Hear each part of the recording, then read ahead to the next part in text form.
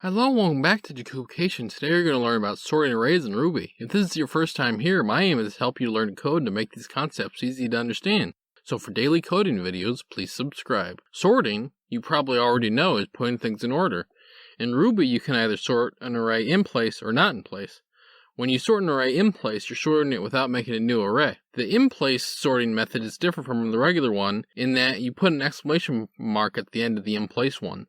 This is important to consider. As your dataset gets larger, you don't want to waste time on making an entirely new array. Sorting from greatest to least makes you do a trick if you want to avoid another concept that I'm not going to teach you in this tutorial. If you sort the array and then reverse it, you achieve the desired outcome of sorting the array from greatest to least. Least to greatest, on the other hand, is the happy path. Simply call the sort method on your array, and you've done it.